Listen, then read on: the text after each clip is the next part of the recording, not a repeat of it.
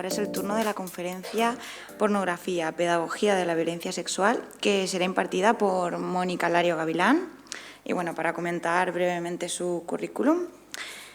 Mónica Lario Gavilán es doctora internacional en estudios interdisciplinares de género, con mención de excelencia. Es experta en violencia sexual y pornografía.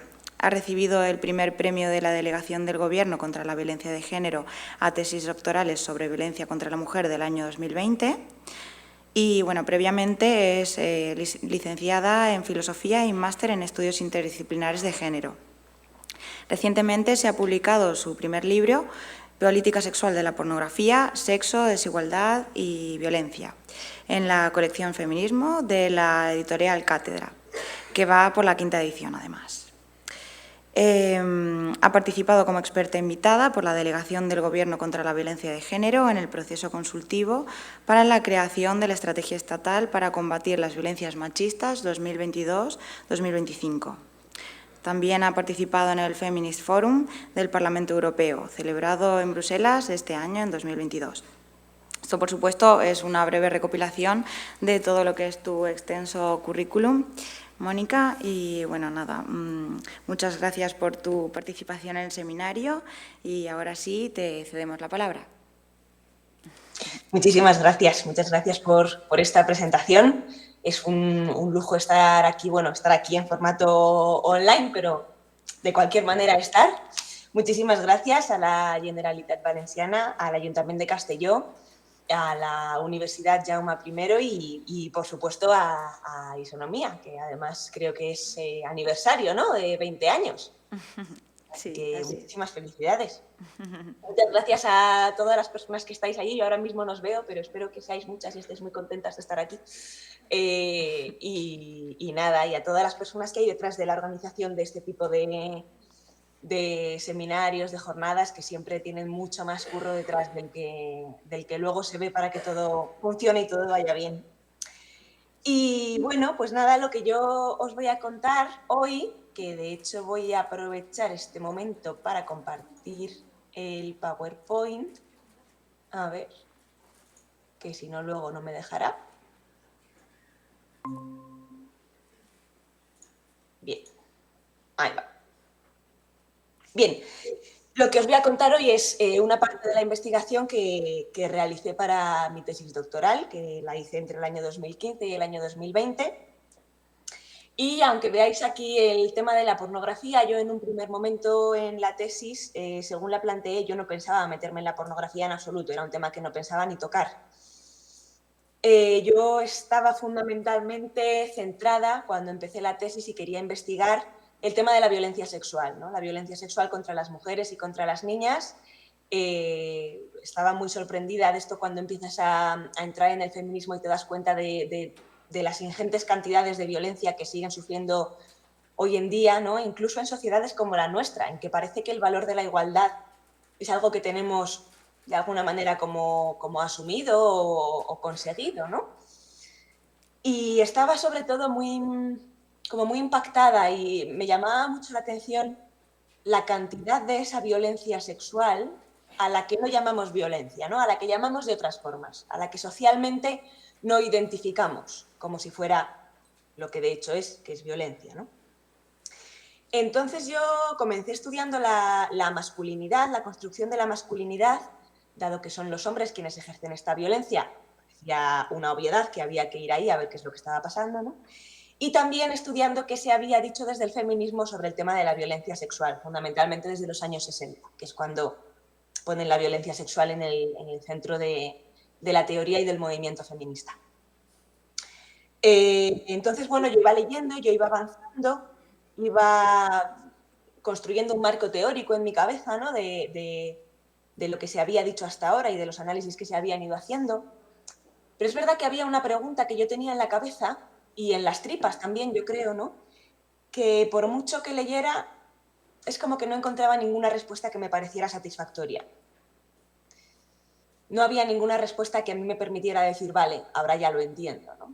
Y la pregunta era, ¿cómo están los hombres aprendiendo masivamente que ejercer violencia contra las mujeres es sexualmente excitante? ¿dónde están aprendiendo esto? ¿En la misma sociedad en la que yo vivo? ¿Cómo es posible que yo no lo esté aprendiendo y ellos sí? ¿Qué está pasando aquí? ¿De dónde sacan todos estos aprendizajes, ¿no? Podemos decir que es un aprendizaje masivo de los hombres porque, bueno, pues tenemos cifras que nos permiten afirmarlo, ¿no? Sabemos que 4 de cada 10 hombres reconoce haber prostituido a mujeres, ¿no? Excitándose con unas prácticas que no son deseadas por las propias mujeres y que en esa medida son violencia, ¿no? Ya tenemos aquí 4 de cada 10 hombres que se excitan con el tema de la violencia sexual, pero tenemos también que 1 de cada 4 niñas sufre violencia sexual en su infancia, dentro de la familia, por tanto, en muchas familias hay violadores. Pero tenemos también, bueno, no tenemos todavía, pero tendremos pronto, espero, cifras de la violencia sexual en pareja, ¿no? Que es algo que queda por estudiar y cómo la pornografía está influyendo ahí. En fin, muchas cifras que nos permiten afirmar que este aprendizaje de excitarse con la violencia es algo que los hombres aprenden de manera masiva, a nivel estructural, ¿no? Bien. Entonces, como os digo, yo iba avanzando en la lectura, pero como que esa pregunta de cómo estaban los hombres aprendiendo esto no encontraba dónde responderla, ¿no? Y por casualidades, completamente casualidades de la vida, hubo un momento en que me pidieron que hiciera un artículo de pornografía porque parecía que era un tema que, bueno, como que nadie quería meterse en este fregado, ¿no? Y entonces me dijeron, hazlo tú. Y dije, pues vale. Claro, cuando empecé a investigar en la pornografía, que llevaba varios años leyendo, es como que de pronto respuestas a muchísimas preguntas que yo me había venido haciendo estaban ahí. O sea, de repente comprendí en la pornografía cuál es ese mecanismo o cómo están realmente los hombres aprendiendo que el ejercer violencia contra las mujeres es sexualmente excitante, porque la pornografía forma parte de la socialización masculina, de la de los hombres, pero no formaba parte de la mía. Por eso ellos podían estarlo aprendiendo y yo no, ¿no? Entonces, claro, esto era un poco chocante, sorprendente, ¿no? Porque de repente parecía que en la pornografía había respuestas a muchísimos asuntos de la tesis que quedaban, de la investigación que quedaban sin respuesta, ¿no? Tanto fue así que cambié completamente el esquema de la investigación y acabé poniendo la pornografía en el centro. Y la investigación acabó siendo sobre cómo el tipo de deseo masculino que construye la pornografía colabora directamente en la reproducción de la violencia sexual. Y es de esto de lo que vamos a hablar hoy aquí. La pregunta fundamental de esta intervención, a la que vais a ver que vamos a ir volviendo, es precisamente la que yo tenía en la cabeza, ¿no? ¿Por qué a tantos hombres les parece excitante realizar prácticas sexuales, entre comillas, ahora veremos por qué, con una mujer que no desea realizar estas prácticas con ellos, ¿no? Esto es lo que encontramos en la violencia sexual, si lo pensáis, es también lo mismo que encontramos en la prostitución, solamente que con dinero de por medio, ¿no? Son hombres, ¿no?, a los que les parece excitante realizar prácticas que ellos están diciendo como sexuales, ellos, a pesar de que la mujer quiera realizarlas. Lo primero que nos tenemos que preguntar es en qué medida podemos decir que estas prácticas son prácticas sexuales. Y para ello a mí me gusta utilizar una definición de la Organización Mundial de la Salud que dice que violencia sexual contra las mujeres es todo acto sexual, la tentativa de consumar un acto sexual, los comentarios o insinuaciones sexuales no deseados o las acciones para comercializar o utilizar de cualquier otro modo la sexualidad de una persona mediante coacción por otra persona, independientemente de la relación de esta con la víctima. Considero que esta definición es bastante ilustrativa porque hace referencia a dos cosas distintas y fundamentales al analizar este tema de la violencia sexual, que son el deseo y el consentimiento.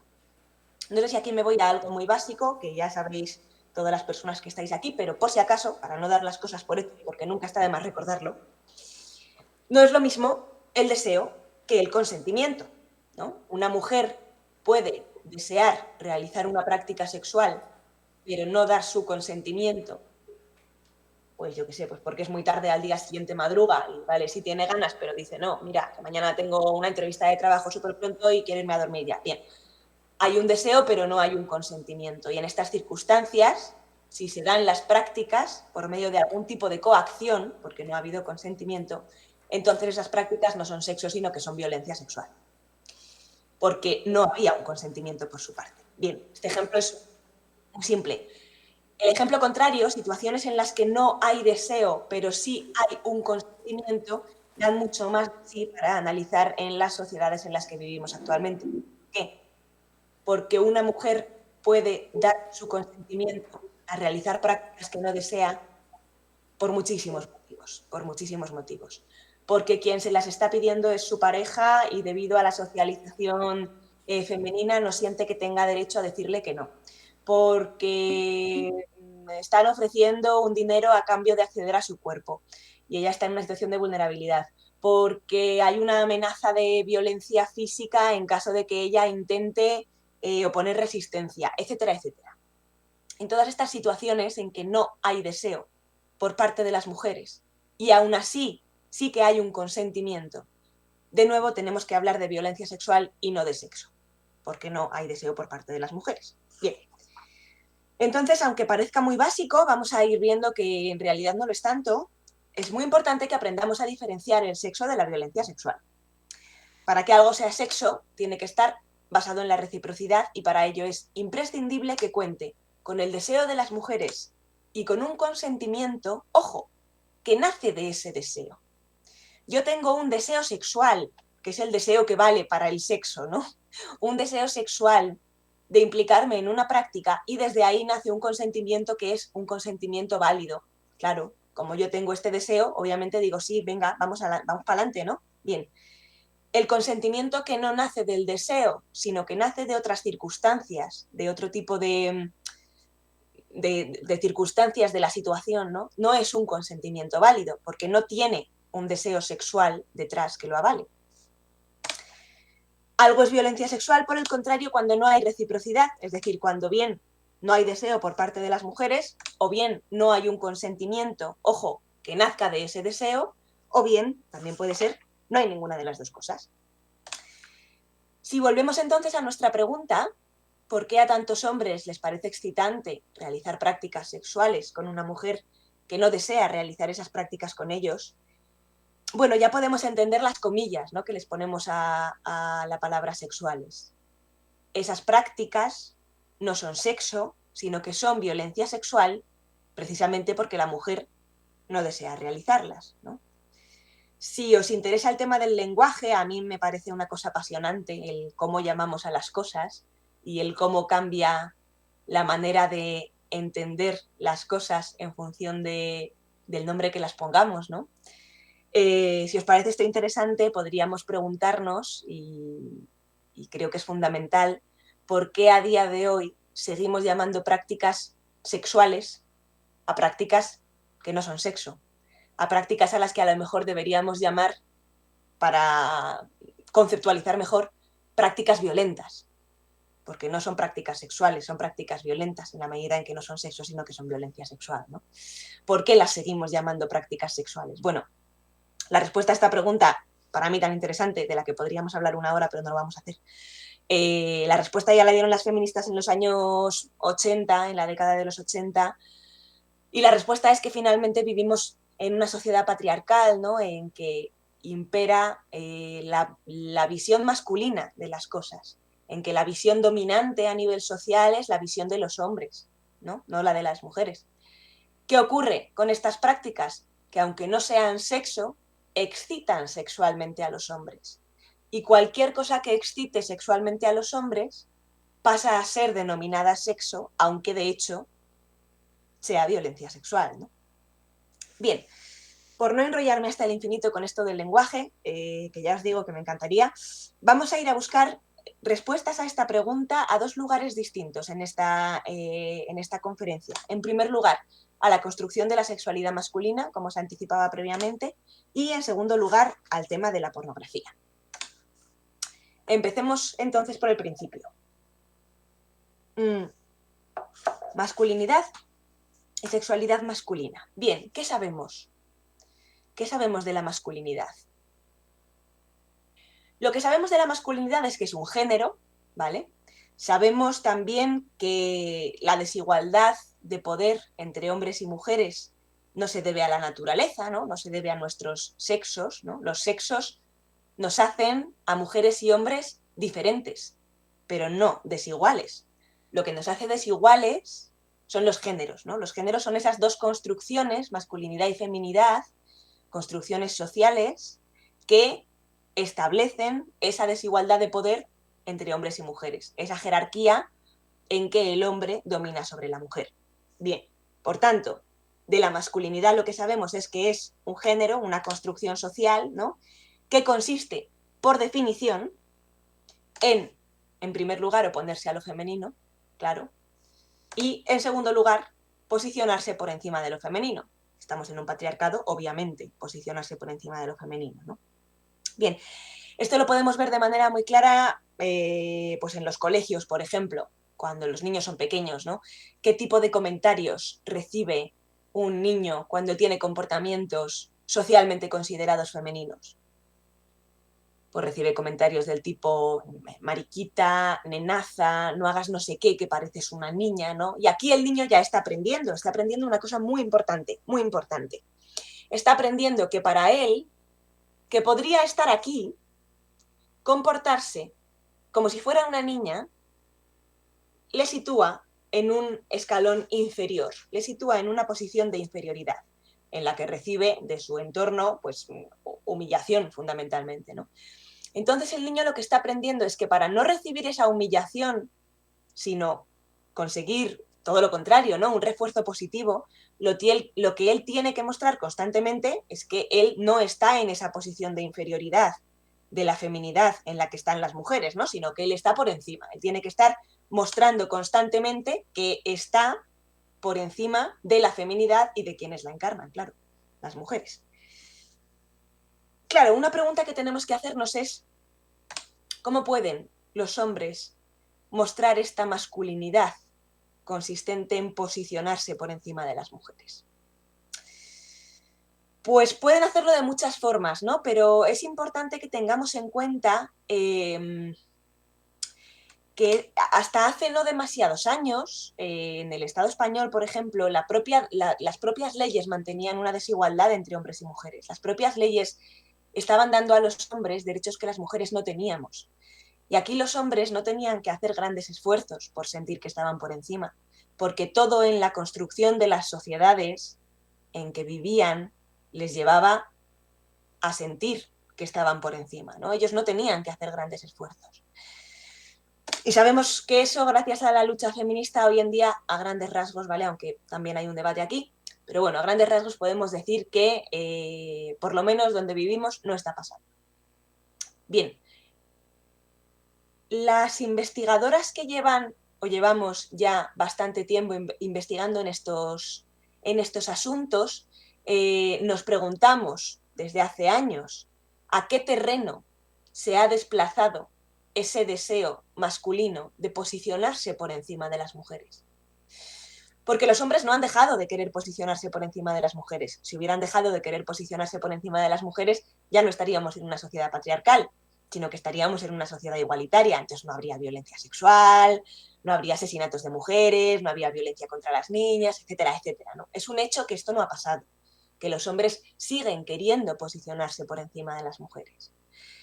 ¿A qué terreno han llevado este deseo de posicionarse por encima? Bien, muchísimas de las que estamos estudiando en esto coincidimos en que ese deseo de mantener la jerarquía entre hombres y mujeres se ha trasladado al terreno de la sexualidad, a la construcción de una sexualidad dominante en que el hombre intenta posicionarse por encima de las mujeres.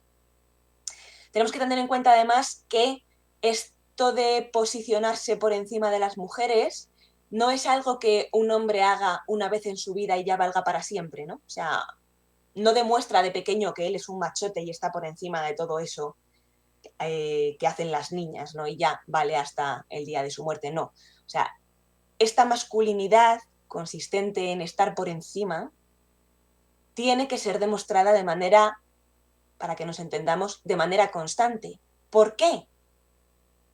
Porque no es real, porque esa supuesta superioridad no es real, en el sentido de que no es natural, no aparece en la realidad por sí misma. O sea, esto no es como cuando yo tiro una piedra y la piedra cae por sí misma, porque existe una cosa en la naturaleza que es la gravedad. Y nadie tiene que hacer nada para que la piedra caiga, la piedra cae sola. Bien, la superioridad de los hombres sobre las mujeres no es así, no aparece en la realidad por sí misma, porque no responde a una ley natural, responde a una construcción social. Y es por eso que los hombres tienen que estar constantemente intentando establecer esa superioridad de poder, ¿no? Porque si no, no aparecería, no existiría, como digo, no viviríamos en una sociedad patriarcal. Bien, ¿por qué os estoy contando todo esto? Pues porque quiero llegar a este punto que es imprescindible para que entendamos tanto la pornografía de la que vamos a hablar como la violencia sexual y, por supuesto, también el consumo de prostitución. Y el punto al que quiero llegar y que es imprescindible para entender todo esto es el siguiente. La sexualidad se ha convertido en el terreno principal en que los hombres intentan posicionarse por encima de las mujeres. Esto significa, y esto es fundamental, que la sexualidad en la masculinidad tiene dos funciones. Es, en primer lugar, el terreno en que los hombres van a satisfacer sus deseos sexuales y a obtener un placer sexual, pero entended aquí, por placer sexual, un placer pura y exclusivamente físico, ¿vale? Y es, en segundo lugar, el terreno en que los hombres van a intentar posicionarse por encima de las mujeres, obteniendo un segundo placer que, si bien no tendría por qué tener nada de sexual, no tendría por qué estar vinculado a la sexualidad, en estos patriarcados se acaba vinculando al deseo sexual masculino, que es el placer de sentir el poder sobre las mujeres. La unión de estos dos placeres, de estas dos funciones, es el único punto desde el que podemos entender de dónde vienen manifestaciones de la violencia sexual como la pornografía y la prostitución, o la violencia sexual en sí misma. ¿Por qué? Pues porque lo que estamos diciendo es que el tipo de deseo sexual masculino que se construye al unir estas dos funciones, estos dos placeres, es un deseo sexual en que la excitación está completamente atravesada por la sensación de poder sobre las mujeres. Y bajemos esto a tierra. ¿Cómo puede un hombre obtener esa sensación de poder, ¿no?, a la que va vinculada en su excitación en un encuentro concreto con una mujer concreta? ¿Cómo puede obtener esa sensación de poder? Respuestas hay muchísimas, ¿no? Pero van desde pues dejar el placer de la mujer completamente de lado como algo secundario, obviamente, hasta bueno, realizar prácticas que ella no desea, que son dolorosas para ella, prácticas a las que ella ha dicho que no previamente, acceder a su cuerpo a cambio de dinero, acceder a su cuerpo cuando ella está dormida o está drogada o está inconsciente, o acceder a su cuerpo en grupo, ¿no?, bajo la amenaza de la violencia física, etcétera, etcétera, etcétera. Es decir, en todas estas situaciones el hombre puede obtener esa sensación de poder. ¿A dónde quiero llegar con esto? A que finalmente esa sensación de poder a la que se vincula la excitación masculina siempre se traduce en la realidad en algún tipo o en alguna medida en violencia contra las mujeres. Claro, es por eso que podemos decir, y esto lo vamos a ir viendo también, que desde la desigualdad o el ejercicio del poder masculino, en otras palabras, hasta la violencia hay un continuo. Lo vamos a ir viendo. Antes de pasar a hablar sobre la pornografía, me gustaría entrar muy brevemente a explicaros otra idea que va a ser fundamental para entender la pornografía, que es este pilar del patriarcado, esta base del patriarcado, esta idea de que los hombres tienen derecho de acceder a los cuerpos de las mujeres. Vamos a explicar esto desde el principio para que se entienda bien, porque es fundamental también. Históricamente, el deseo sexual masculino se ha venido entendiendo o conceptualizando como una especie de fuerza sobrenatural, ¿no?, que una vez se despierta el hombre está arrebatado y está poseído por ese deseo y no se puede controlar y ya no es dueño de sí mismo, ¿no? O sea, todas estas ideas que seguimos viendo a día de hoy en el patriarcado actual, ¿no? Esto, en otras palabras, equivale a decir que el deseo sexual masculino no es un deseo, sino que es una necesidad. Y esto es fundamental, porque mientras que un deseo puede no quedar satisfecho y no pasa nada, yo puedo tener, por ejemplo, muchísimas ganas, un deseo inmenso de comerme una mandarina, pero si no hay mandarinas me aguanto y me como otra cosa, ¿vale? Y no pasa nada. Pero yo tengo la necesidad de alimentarme y si se me priva de la posibilidad de satisfacer esa necesidad, yo voy a hacer cualquier cosa que esté en mi mano para conseguirlo. La idea de que los deseos sexuales de los hombres no son deseos, sino que son necesidades, tiene muchas consecuencias fundamentales para el tema que nos ocupa, ¿no? En primer lugar, quita al hombre la responsabilidad de lo que haga movido por ese deseo, efectivamente. Si consideramos que ese deseo no es un deseo, sino que es una necesidad, pues cuando se despierte esa supuesta necesidad, el hombre ya no es responsable de lo que haga para satisfacerla. Está arrebatado, lo necesita, ¿no? ¿Quién es responsable de lo que haga el hombre movido por esa supuesta necesidad? La mujer que la haya despertado, ¿no? La mujer que haya despertado eso que en realidad es un deseo. Claro, por eso en los casos de violencia sexual todavía la sociedad dirige su mirada a las mujeres, ¿no? Y se preguntan de qué hora era, dónde estaba, qué ropa llevaba, cómo había hablado con él, o sea, qué hizo ella para despertar esa necesidad masculina que hizo que el hombre no pudiera controlarse, ¿no? Bien, pero una segunda consecuencia, si cabe aún más relevante, de esta idea de que los deseos sexuales de los hombres no son deseos, sino que son necesidades, es que si verdaderamente son necesidades, entonces los hombres tienen derecho a satisfacer sus deseos sexuales. Claro, las necesidades es de donde parten los derechos, ¿no? Si consideramos que los deseos sexuales de los hombres son necesidades, una consecuencia obvia es que entonces tienen derecho a satisfacerlos. Pero ojo, que esta idea tiene una parte que no se suele decir, aunque sí que se piensa, ¿no? A nivel social. No se está hablando aquí de que los hombres tengan derecho a satisfacer sus deseos sexuales gestionándolo ellos solitos por medio de la masturbación, lo cual es completamente aproblemático y ya estaría, ¿no? Sino que socialmente se considera que los hombres tienen derecho a satisfacer sus deseos sexuales accediendo para ello al cuerpo de una mujer. Claro, si el hombre tiene derecho a esta satisfacción y ninguna mujer se ofrece voluntaria, ¿qué es lo que ocurre? Pues que las dos opciones que le quedan al hombre son o prostituir a mujeres o violar a mujeres sin previo pago, ¿no?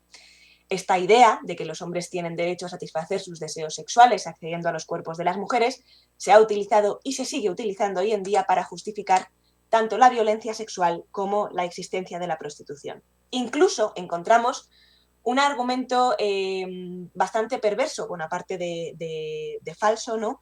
Que es cuando se dice que si se regula la prostitución habrá menos violencia sexual contra mujeres no prostituidas, obviamente, porque cuando los hombres tengan esa necesidad podrán satisfacerla prostituyendo a mujeres y no tendrán que violarnos al resto. Pero que si abolimos la prostitución habrá más violencia sexual contra las mujeres que no estamos prostituidas, ¿vale? Porque, bueno, cuando los hombres tengan esas necesidades, como no podrán satisfacerlas violando a mujeres prostituidas, no les va a quedar otra que violarnos a las demás. Este argumento fundamentalmente es falso porque parte de una premisa que es falsa en sí misma, ¿no? Que es que los hombres necesitan acceder a los cuerpos de las mujeres y tienen derecho a hacerlo para satisfacer sus deseos sexuales. Bien, por cerrar el tema de la masculinidad, vamos a volver a nuestra pregunta, ¿no? ¿Por qué a tantos hombres les parece excitante realizar prácticas sexuales con una mujer que no desea realizar estas prácticas con ellos? Bien, en lo que hemos visto hasta ahora, ya tenemos algunas posibles respuestas, ¿no? Que nos van iluminando un poco el camino. Hemos visto que la sexualidad se ha convertido en el terreno en que los hombres intentan posicionarse por encima de las mujeres, y esto abre la puerta a que ejerzan violencia contra ellas, precisamente porque ejercer esta violencia es una forma de posicionarse por encima. Hemos visto cómo la excitación masculina se acaba vinculando a la sensación de poder sobre las mujeres, ¿no? Lo cual hace que los hombres puedan excitarse en esas situaciones en que existe ese poder, en situaciones en que no hay reciprocidad, en situaciones que son en una u otra medida, violencia, finalmente. Y hemos visto también esta sensación, ¿no?, socialmente aceptada de que los hombres tienen derecho a satisfacer sus deseos accediendo a los cuerpos de las mujeres. Por tanto, si los hombres tienen derecho a hacerlo, es irrelevante que las mujeres quieran o no. Es irrelevante que eso sea sexo, sea violencia sexual. Lo relevante es que los hombres satisfagan sus deseos, ¿no? Ahora profundizaremos en esta idea. Vamos a profundizar en esta idea entrando ya en la pornografía. Bien, antes de meterme en lo primero que os voy a contar sobre la pornografía, os voy a contar muy brevemente en 2 frases qué es lo que yo hice en la tesis doctoral, ¿vale? Que lo que hice fue, como quería analizar cuál es el tipo de deseo sexual masculino que construye la pornografía en general, de una manera que fuera en cierta medida extrapolable, no generalizable, lo que hice, obviamente, fue no irme a ver las 2 páginas más macabras de la Deep Web a la que se meten 5 tíos, no. Lo que yo hice fue irme a ver las 2 páginas de pornografía más visitadas a nivel mundial, ¿vale? Y dentro de ellas se puede hacer una cosa que es ordenar los vídeos en función del número de visitas, ¿vale? De manera que yo lo que hice fue irme a analizar los vídeos que más visitas tenían. Es decir, de lo que os voy a hablar, quitando una diapositiva al final, pero de lo que os voy a hablar aquí es de la pornografía que se consume masivamente, de los vídeos más vistos en las páginas de pornografía más visitadas. Esto es de lo que vamos a hablar. Bien, ¿cuál es el esquema de la pornografía? En la pornografía, esto nos va a sorprender, el varón es el sujeto que tiene un deseo, vamos a decir de momento sexual para entendernos, ¿vale? Aunque ya sabemos que va vinculado en una u otra medida al poder. Y la norma central de la pornografía, que siempre se cumple, sin excepción, es que el hombre va a satisfacer ese deseo accediendo para ello al cuerpo de una mujer o de una niña. La norma central de la pornografía es precisamente esta idea de la que hablábamos antes, ¿no? Que los hombres tienen derecho a acceder a los cuerpos de las mujeres o de las niñas cuando ellos lo desean. En casi 6 años de investigación, y he visto cantidades ingentes de pornografía, no he encontrado ni un solo caso en que un hombre tuviera un deseo, fuera el que fuera, y ese deseo no se viera satisfecho a lo largo del vídeo por medio de su acceso al cuerpo de una mujer o de una niña. La otra cara de esta moneda es que las mujeres y también las niñas son objetos, ¿no? Son el cuerpo que el varón va a utilizar para satisfacer su deseo.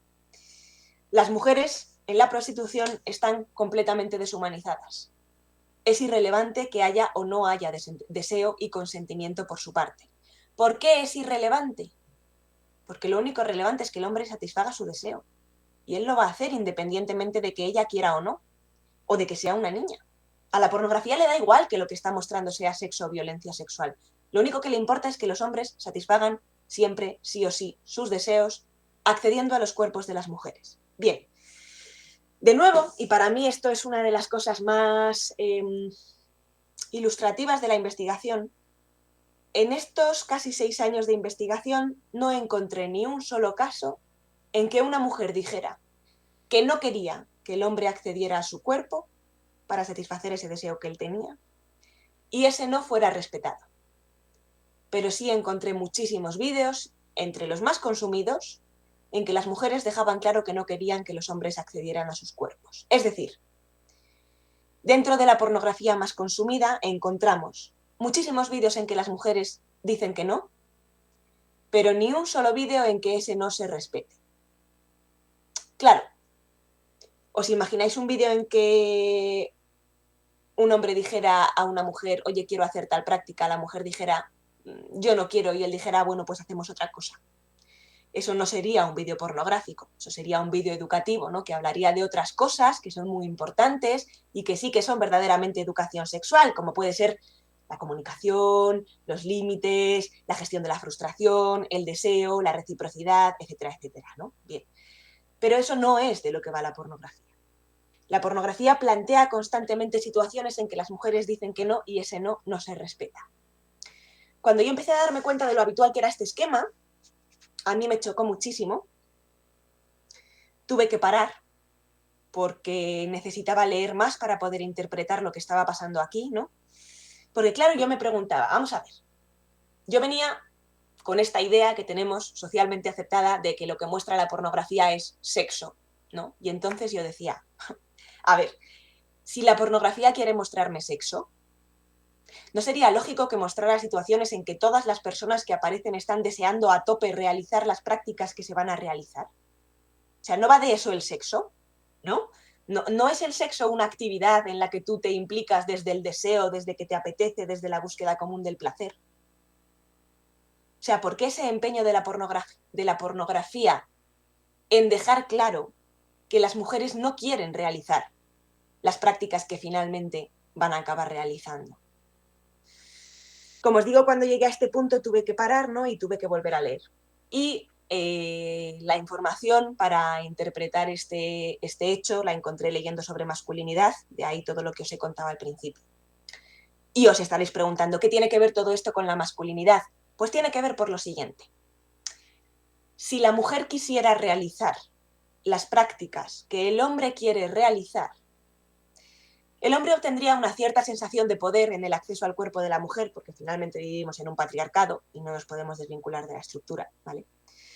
Pero si la mujer no quiere realizar las prácticas que el hombre quiere, y el hombre aún así, a pesar de que ella no quiere, acaba consiguiendo que eso suceda, la sensación de poder que él obtiene es mucho mayor.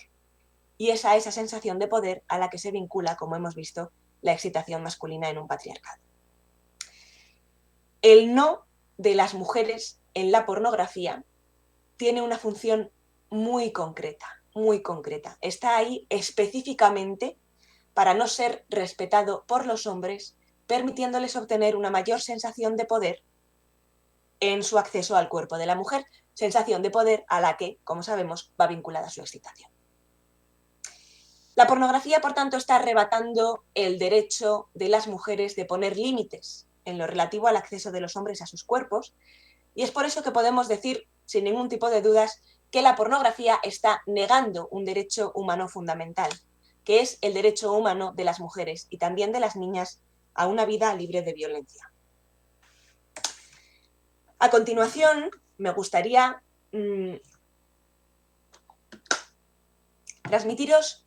Claro, yo he venido con un título de conferencia en que ya se estaba vinculando como punto de partida la pornografía y la violencia sexual, ¿no? Y lo que me gustaría a continuación es contaros cómo se vinculan, efectivamente. En concreto, en la propia pornografía, ¿qué es lo que está haciendo la pornografía para colaborar en la reproducción de la violencia sexual? De esto es de lo que vamos a hablar. Para entender estas dos estrategias que os voy a transmitir a continuación, tenemos que tener en cuenta una cosa muy importante, que es que en el patriarcado actual todavía se considera que la ausencia de resistencia activa de una mujer equivale a su consentimiento, ¿vale? Cosa que no es cierta. Y también se considera que ese supuesto consentimiento es suficiente para afirmar que una práctica es sexo y no violencia sexual. Cosa que tampoco es cierta. En otras palabras, menos enrevesadas y menos técnicas, socialmente todavía se considera que si una mujer no llora, no grita y no intenta defenderse, eso ha sido sexo y no una violación. Lo vimos muy claramente en la primera sentencia del caso de la violación colectiva de San Fermines, ¿no? Que lo que decía esa primera sentencia era algo así como que, bueno, ella no estaba diciendo que no, no estaba llorando, no se estaba defendiendo, no estaba mostrando que no quería, simplemente porque estaba en estado de shock, ¿vale? Estaba paralizada, bloqueada, disociada.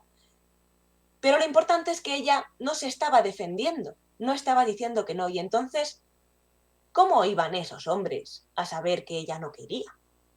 ¿Cómo iban a saberlo? Eso no había sido violencia sexual, porque ella no estaba diciendo que no. Eso había sido simplemente jolgorio y regocijo. Llegamos a leer ese tipo de barbaridades, ¿no? Bien, la idea es esta misma, que si las mujeres no están intentando defenderse, no están oponiendo una resistencia activa, socialmente se considera que eso es sexo y no violencia. Teniendo esto en mente, vamos a pasar a hablar de la primera estrategia, que es la invisibilización de la violencia sexual en tanto que violencia y su erotización como si fuera simplemente sexo.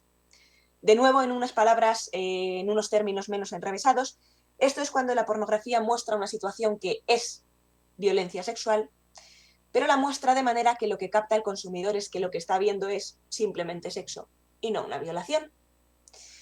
La pornografía hace esto de dos maneras. En primer lugar, en los vídeos que transmiten este mensaje, que también os sonará, incluso aunque no hayáis visto pornografía, ¿no? Que es que aunque parezca que una mujer no quiere mantener relaciones sexuales, en el fondo lo está deseando. Bien, fijaos qué cosa tan curiosa, que hay un esquema que comparten la inmensa mayoría de vídeos más vistos, con una excepción de la que hablaremos luego. Es un esquema muy concreto. Y el esquema es el siguiente. Hay un hombre que quiere realizar prácticas sexuales con una mujer. Ella dice que ella no quiere realizarlas. Y cuando ella dice que no quiere, el hombre ejerce algún tipo de presión, de coacción, de chantaje, ¿vale? Que hace que la mujer acabe accediendo. Las prácticas que se dan a continuación obviamente no son sexo, sino que son violencia sexual, porque primero no hay deseo por parte de la mujer y segundo su consentimiento ha sido dado bajo coacción, o sea que a todas luces eso es violencia, ¿vale? Pero ¿qué es lo que se ve en el vídeo? Lo que se ve es que al principio las mujeres se comportan de manera pasiva, no participan activamente, no muestran estar sintiendo placer, tampoco se las ve sufrir, ojo, esto es muy importante, ¿vale? Pero según avanza el vídeo, pasa un ratito y avanzan las prácticas, de repente la actitud de las mujeres cambia radicalmente y comienzan a participar de manera activa en las prácticas y a mostrar que están sintiendo muchísimo placer al realizarlas. Claro. ¿Cómo interpreta esto el consumidor de pornografía? El consumidor de pornografía lo que está viendo es que no solamente no hay ningún tipo de resistencia o sufrimiento por parte de la mujer, sino que acaba viendo su participación activa y su placer. Por tanto, él no considera que esto sea en ninguna medida violencia. Esto es simplemente sexo, ¿no? Lo que ha pasado es que, bueno, ya se estaba haciendo la difícil, ¿no? Parecía que no quería, pero en el fondo lo estaba deseando, ¿no? Claro. Algunos ejemplos de los vídeos más vistos en ese momento en que yo hice la tesis, que tenían este mismo esquema, y me gustaría que os fijarais en el tipo de vocabulario que se utiliza para hablar de situaciones que son violencia sexual en la pornografía, ¿vale? Por si quienes estáis aquí tenéis la suerte de no haber tenido que ver pornografía. Los títulos eran Entrenando a mi hermana ñoña para que ame mi verga, que tenía más de 71 millones y medio de visitas. Jugando con mi hermanastra y amigas, que tenía casi 73 millones y medio. Hacer a mi hermanita venirse hace que ella quiera con más de 76 millones y medio de visitas, o Jugando un juego con hermana caliente, con casi 80 millones y medio de visitas. Claro, ¿qué mensaje recibe un chaval de 8, 9, 10 años, que es la edad a la que comienzan a ver pornografía? O me da igual, un chaval de 30 o de 40, un hombre, ¿no?, que ya lleva viendo pornografía desde que puede, ¿no? Cuando vídeo tras vídeo tras vídeo tras vídeo se le está mostrando este esquema, ¿no? Este no de las mujeres que parece que se acaba convirtiendo en un sí de alguna manera y que a ellas incluso esto les gusta, ¿no? ¿Qué están aprendiendo los hombres con estos vídeos? Están aprendiendo una cosa muy concreta. Están aprendiendo que parecía que esa mujer no quería, porque de hecho dijo que no, específicamente, pero que en el fondo lo debía de estar deseando porque al final la ve disfrutar, ¿no?, con todas las comillas del mundo. Entonces lo que él aprende es que cuando una mujer le diga que no, lo que tiene que hacer no es parar. Lo que tiene que hacer es insistir, presionar un poco, chantajear un poco, porque él ha aprendido que las mujeres tienden a hacérselas difíciles y dicen que no, aunque en el fondo sí que quieran, ¿no? Pues un poco por esto de hacérselas difíciles y demás. Entonces, esta es un poco la idea, ¿no? Estos vídeos están legitimando esta coacción que los hombres aprenden a poner a las mujeres para que accedan a prácticas que ellos desean y ellas no. Y estos vídeos están transmitiendo 3 mensajes que son fundamentales. En primer lugar, están transmitiendo a los hombres que el no de una mujer no significa no. Podemos llenar las calles de campañas que dicen que solo sí es sí y es fundamental que lo sigamos haciendo, pero mientras permitamos que la pornografía que consumen o con la que se masturban prácticamente a diario les esté transmitiendo esto, no vamos a conseguir acabar con este tipo de violencia. En segundo lugar, esta pornografía más consumida les transmite a los hombres que el no de una mujer se puede convertir en un sí por medio de la coacción. Y en tercer lugar, les transmite que esa coacción no convierte la situación en violencia sexual, que eso sigue siendo simplemente sexo, de manera completamente aproblemática, ¿no? Bien, estos vídeos transmiten que una práctica que comienza sin deseo por parte de las mujeres y con un consentimiento forzado es simplemente en lo que consiste el sexo.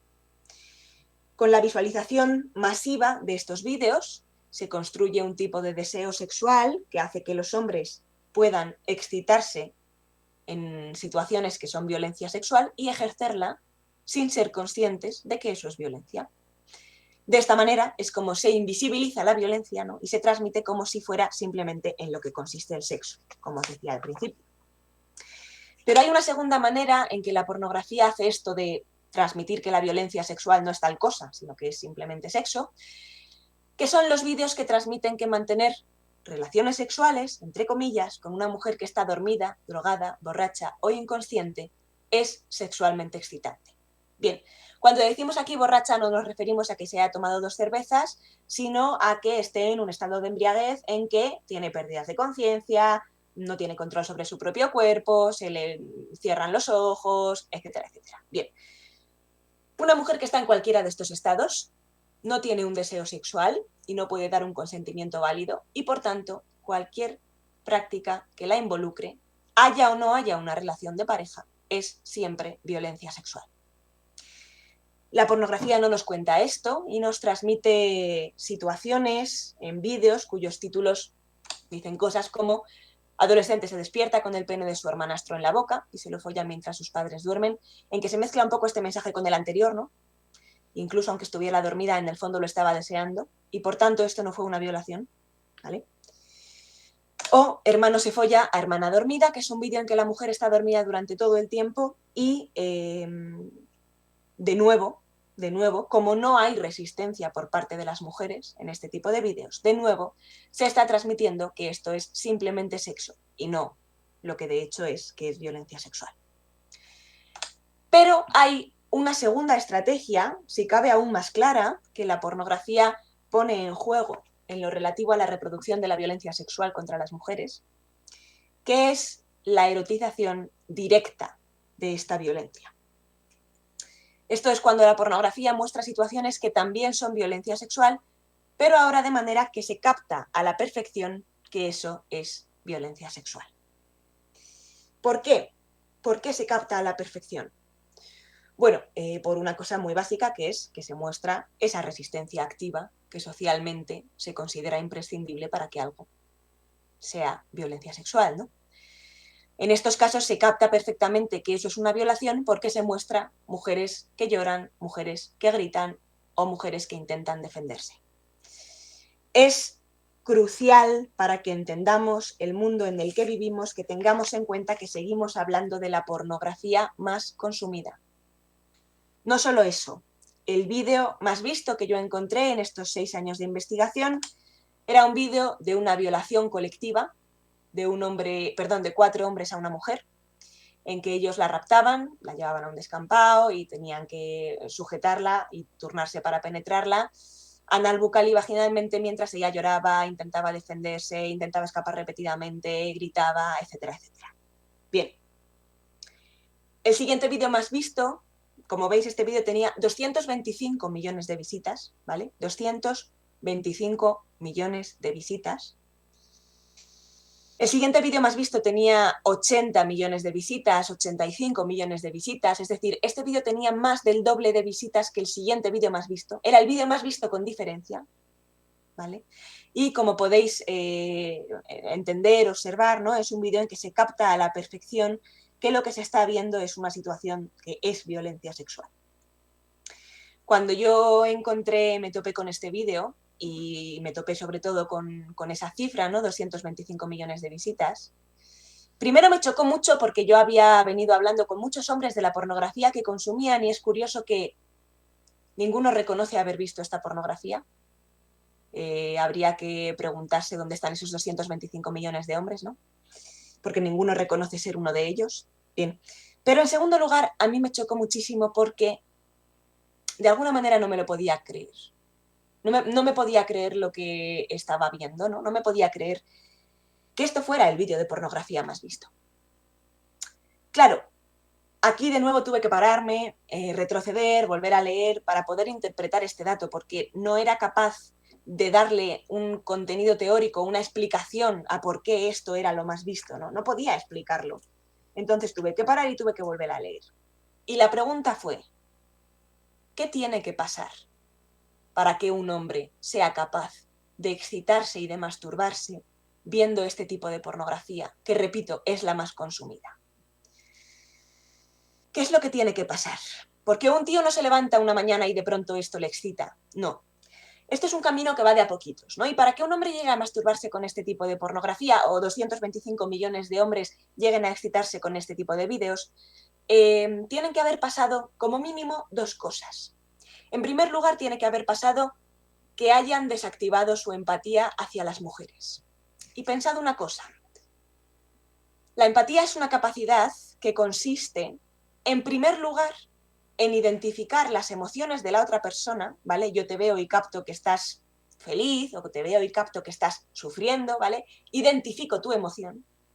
Pero en segundo lugar, la empatía consiste en que comparto tu emoción contigo. Si no la comparto, no es empatía. La empatía consiste en que yo siento bienestar con tu bienestar y sufro con tu sufrimiento. ¿Pero por qué? ¿Por qué sufro con tu sufrimiento? ¿Por qué comparto tu emoción contigo? Porque te considero mi igual, ¿no? La empatía es una capacidad que se pone en juego con aquellos seres a quienes consideras tus iguales. Claro, ahora pensad que que los hombres nacen en un mundo en que constantemente desde el momento cero se les está diciendo que ellos están aquí y las mujeres están aquí. Lo hemos visto. Esta es la norma de la masculinidad. Este es el esquema del patriarcado. Los hombres nacen en sociedades que constantemente les están transmitiendo que las mujeres no somos sus iguales. Todos los hombres que nacen en un patriarcado están integrando este mensaje. Ellos por encima, las mujeres por debajo. Porque es el esquema social, es algo estructural. No es algo que tú como hombre aprendas a nivel individual o no aprendas a nivel individual. Es algo que existe según están establecidas estas sociedades. Bien, por tanto, los hombres aprenden a desarrollar en un patriarcado esa capacidad de no empatizar con las mujeres porque no las ven como sus iguales. Y por tanto, por supuesto que cuando ven este vídeo pueden captar que esta mujer está sufriendo. Claro que sí, claro que identifican que cuando una mujer llora es porque no se está divirtiendo nada. Claro que lo identifican, pero no comparten su sufrimiento con ella. ¿Por qué? Porque no la están viendo como su igual. Aquí no están viendo un ser humano, están viendo un cuerpo, única y exclusivamente un cuerpo. Esto es lo mismo que pasa cuando prostituyen a mujeres. ¿Por qué 4 de cada 10 hombres ha podido haber prostituido a mujeres? Ha podido prostituir, perdón, a mujeres. ¿Por qué? ¿Cómo es posible? Bueno, pues porque no las ven como seres humanos. Las ven como cuerpos, no las ven como sus iguales.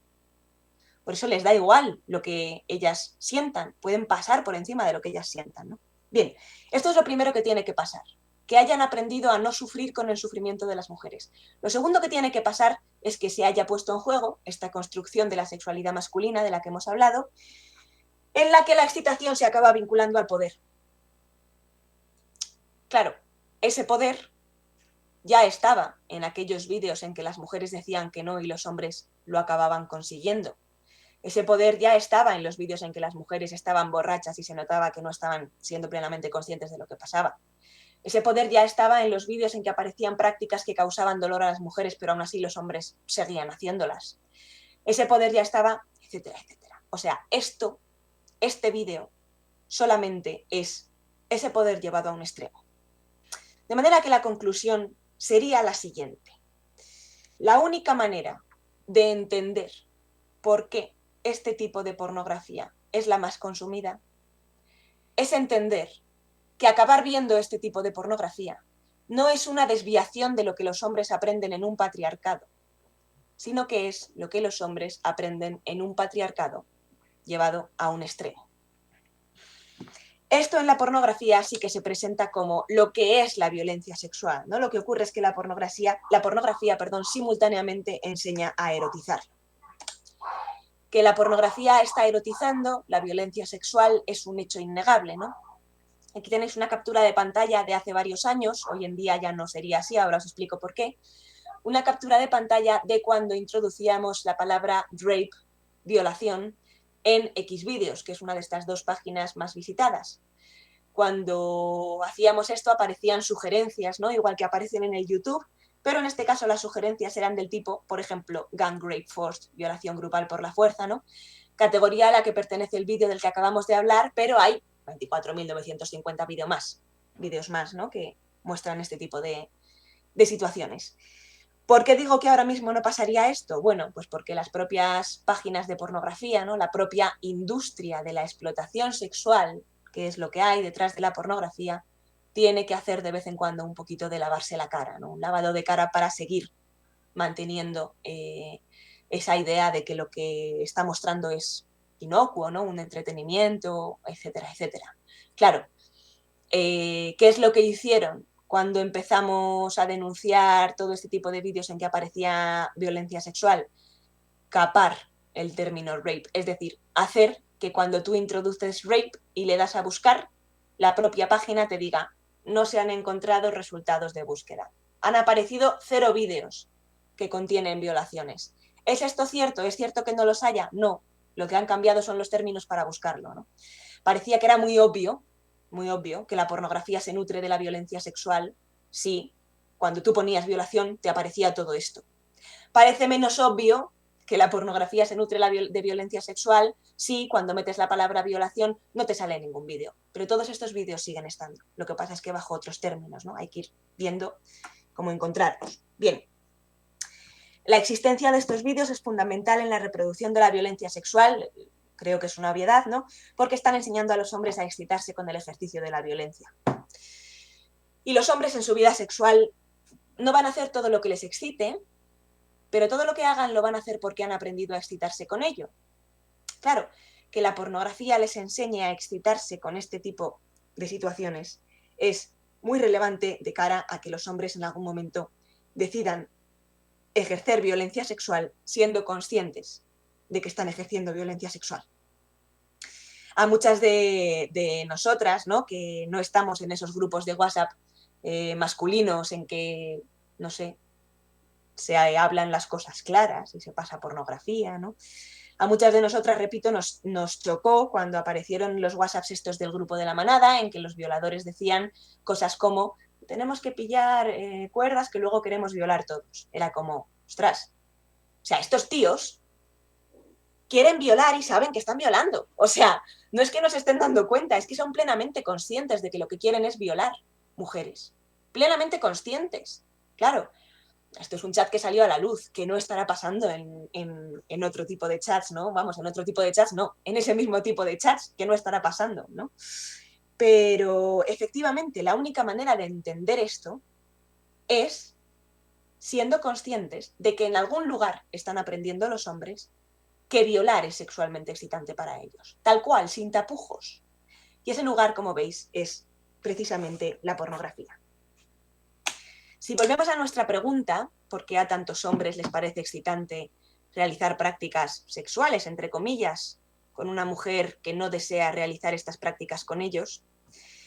Lo que hemos visto hasta ahora, ya hemos encontrado también algunas respuestas en el tema de la pornografía. Hemos visto, en primer lugar, que en la pornografía los hombres han aprendido que el no de una mujer no significa no, y que por tanto realizar prácticas sexuales con una mujer que no lo desea es simplemente en lo que consiste el sexo.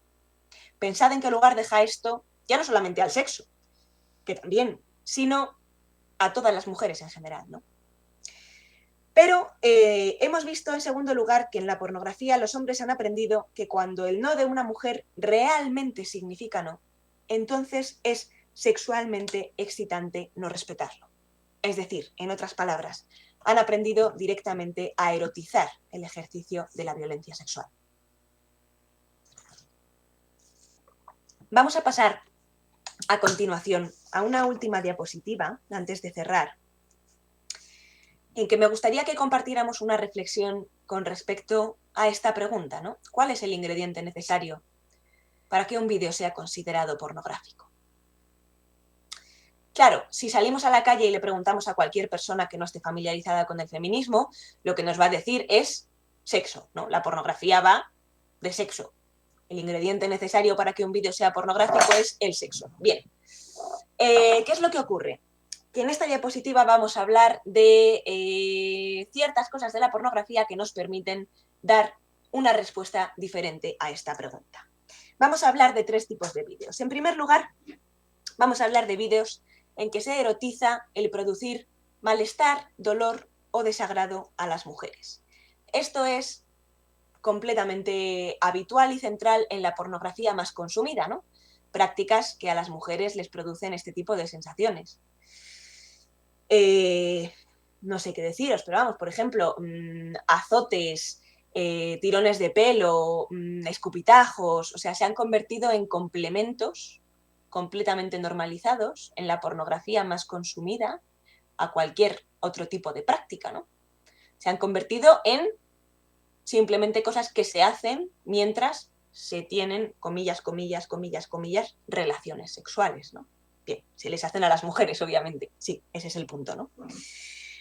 Y me gustaría que hablaros de una práctica concreta que es como una especie de hitazo en la pornografía, ¿no?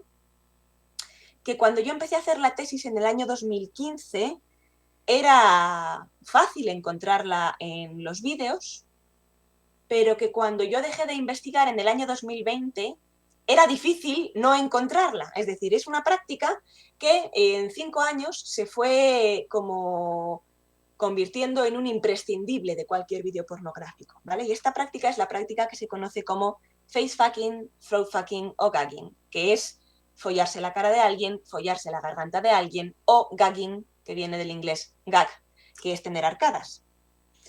Esta práctica, que antaño se conocía como garganta profunda, ¿vale? Es una práctica, para quienes no lo sepáis, porque tengáis mucha suerte de no haber visto pornografía, es una práctica que se parece a una felación, solamente que en lugar de ser la mujer la que hace el movimiento, el hombre agarra la cabeza de la mujer, la mantiene fija, y él es quien hace los movimientos con la pelvis, de manera que controla la profundidad y la rapidez de los movimientos.